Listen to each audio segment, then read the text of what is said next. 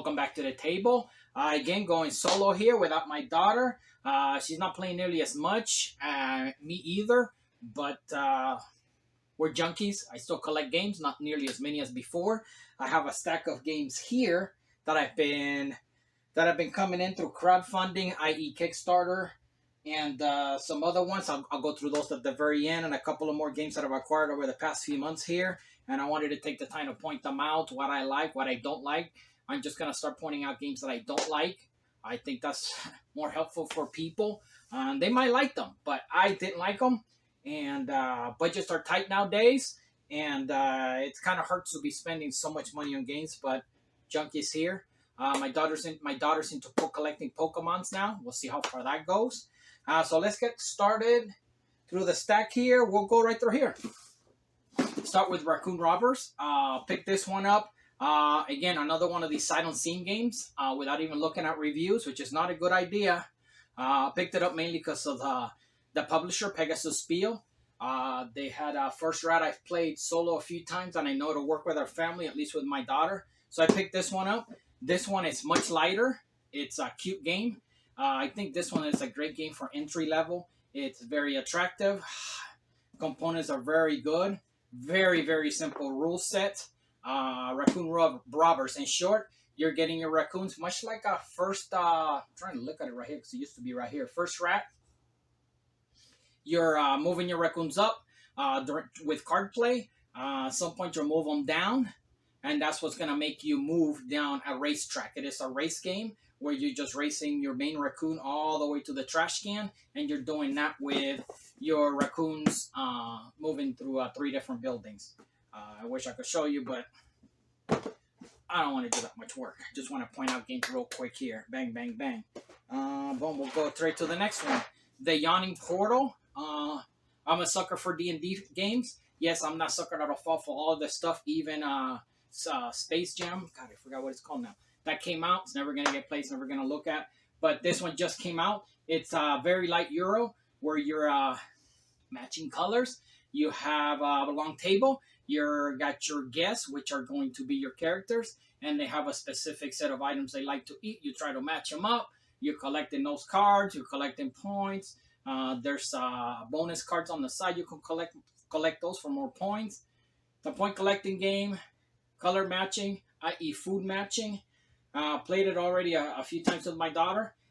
We like it. I think this one will stick around. Much like Lords of Waterdeep, which was not very Dungeons and Dragons, but it kind of hit it up with board gamers, and it's one of our favorites up here. Down the line, we'll save the turkeys for last. We'll go with Shivers, another one that showed up. They showed up before Christmas. I had no idea what it was. I crowdfunded it a while ago. I forgot all about it. Showed up. Local game store had this thing that were charging, I'm just going to say, an outrageous amount of money for what it is. But there is a production value here. There's a lot of components. It's on a light RPG where you're going through a scenario. I'll just leave it at that. We haven't played it yet. I'm hoping this will hit it off with my wife, non-gamers. But if I get this to the table at least once, it'll be a success. Again, I wish I didn't back this one, but and it's kind of pricey. But here it is. I'm showing it off. It's a light RPG game where you are going through a scenario. People are making their decisions. I did see the Tom Vassal gameplay, which got me to pull it back out of the shelf and put it upstairs to maybe try it out. Again, it's an RPG. You can make it fun. That's Shivers. Next one we'll go through is another one of these crowdfunders that popped up, and I back everything from Kids Table Board Game. They've only had one fail for me. This is fail was the submarine game, Wrecked Island, something like that. Power Plants, again, very cute. Everything looks good. Awesome components. This one's got a very different gameplay than, well, all the games have different gameplay, which is kind of nice. In short, you're putting out tiles. They're giving you get to choose what you want to trigger on them, and you're collecting points. A lot of variability here. Replayability as well. This one, I'll just leave it at that. Kids Table Board Game. They don't fail for me. I'll back everything they put out. because they're just great to have around. Sturdy box, great components, very light gameplay. Power plants. Next, we'll go through the stack over here, and I should have done this one earlier. Onslaught. I won't dwell too much into this one. Just like the other one, Dungeons and Dragons game. I'm a sucker for it. I pre-ordered this one a while back, months and months ago. It finally released. It is pricey. I don't see the price here. I'm gonna point some links down below. Rob Oren, Rob's Tabletop. I'm a huge fan of his stuff. He did a video on this and he went in depth. He told it like it is. It's too much for its money. It looks like fun gameplay. I hope to get this played with my daughter after spending all this money. But my daughter likes the chunky D&D with all the stats and characters. This one, you're controlling a set of team of characters with a board. I wish they would have done it different where you could... I'm going to put it down, it's heavy. I wish this Onslaught game that would have done something different where you could customize your characters. Where we could bring in... You could still bring our different minis. I got all my nice minis there. But where you can do stats and stuff instead of this pre-made boards that they have. See if I can pull one out real quick. Right here. Yeah, you won't be able to see it too much, but each character will have a pre-made board where you'll drop the stats. Again, Rob shows you all this, and then it'll drop the your defense, your HP, and then your movement. You'll have special powers, i.e. your bonus actions, so which you'll trigger. They'll have cooldown effects. But this keeps you, I think, from customizing different characters. So I'm hoping out there somebody has gotten rid of this and done something else. I'm sure you can do it on paper, just so you can have more customize your characters.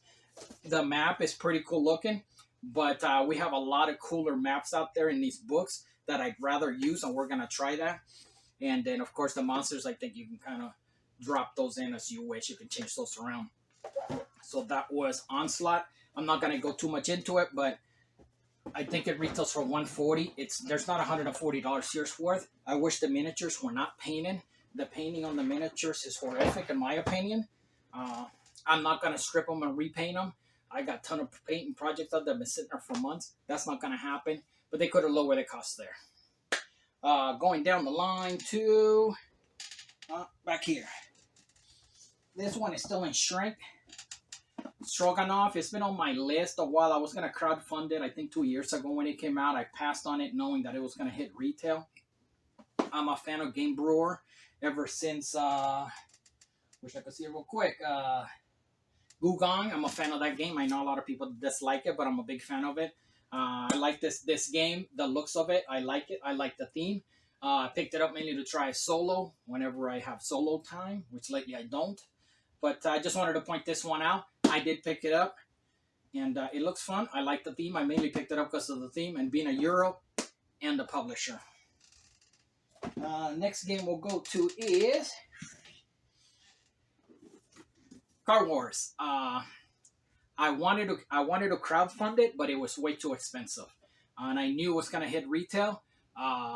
It was on sale recently, quite a bit of discounts. This box, I think the other two boxes. So I picked the main box.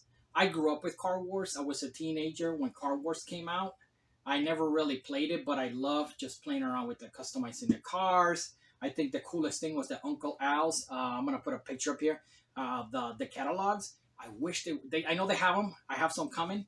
I wish they would reprint them or add to them and stick them in these things, or have them for sale separate. And I know they have them separate, but I wish they would include it here. Somehow made more of a fuss about it, because I thought that Uncle Al's, the whole thing I think was very, very cool.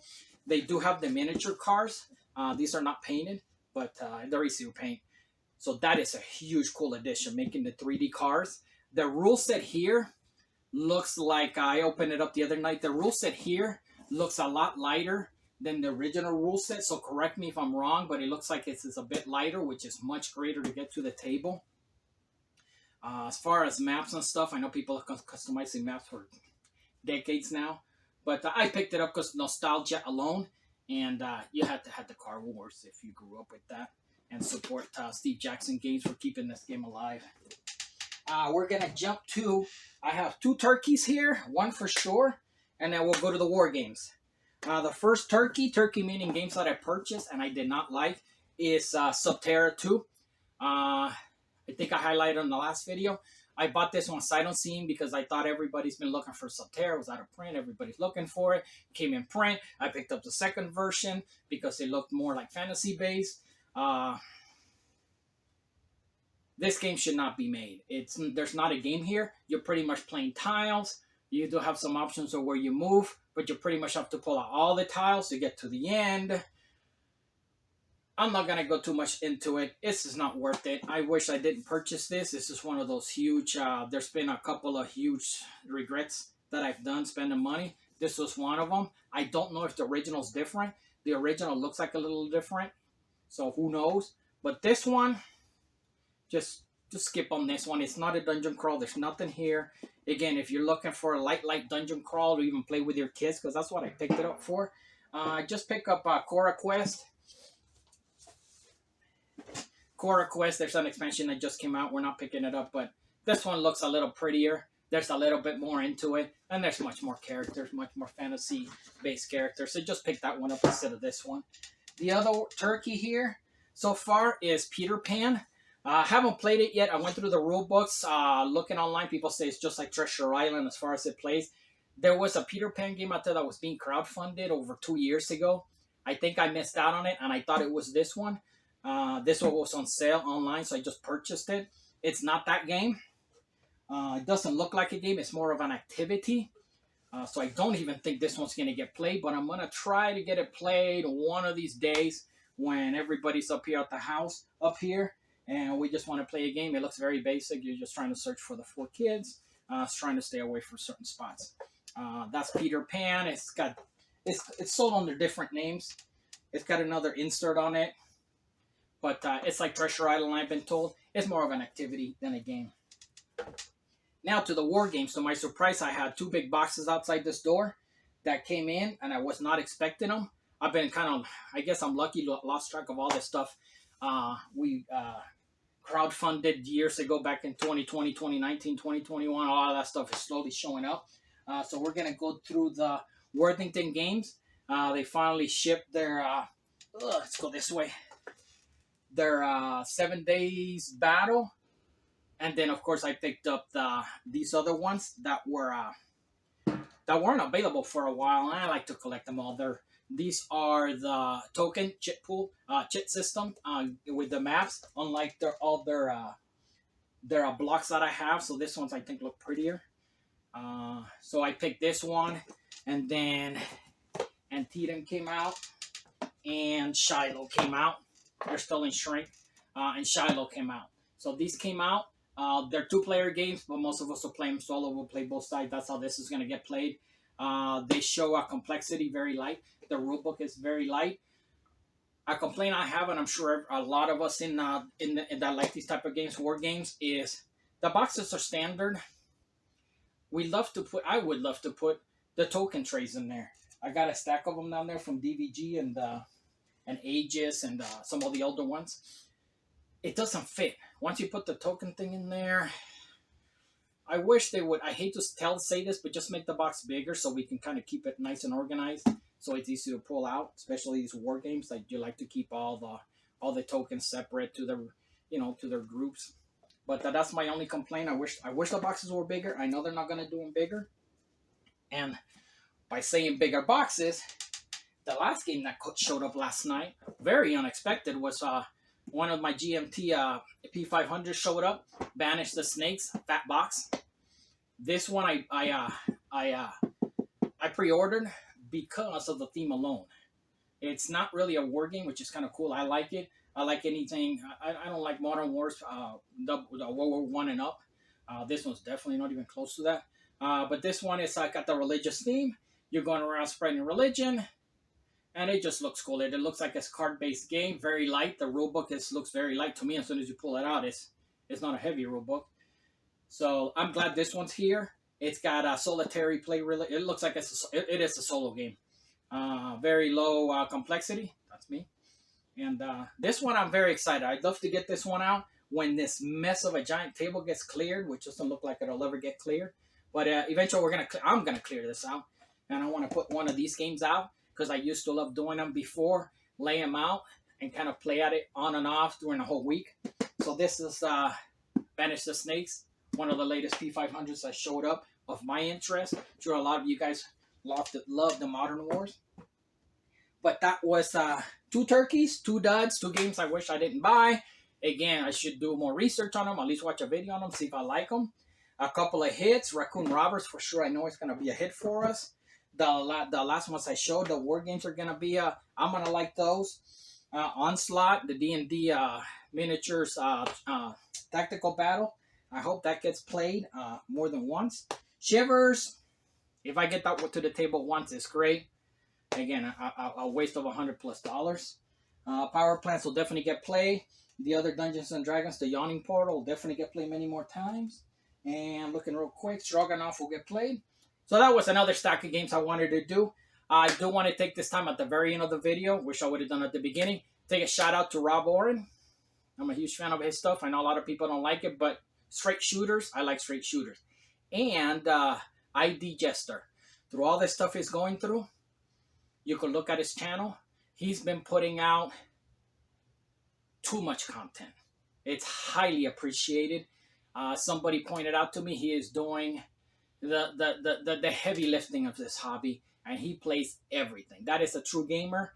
War games, heavy, down to Euros, down to stuff like this. Sports games, this guy will play them all. He's playing them live. Keep it up. So I'm going to put his link down below. Please subscribe, watch his stuff. Again, you have all these YouTubers out there that pretty much most of them never even play these games. They just show them off. They'll play a turn and then they throw them away. They give them back, whatever they do. This guy's buying them with his money. He's putting them out on the table. He's reading the rules. He's playing these things all the way through more than once, many times. Any type of game. ID Jester. Thank you. And that's it for me. You guys take care. Bye.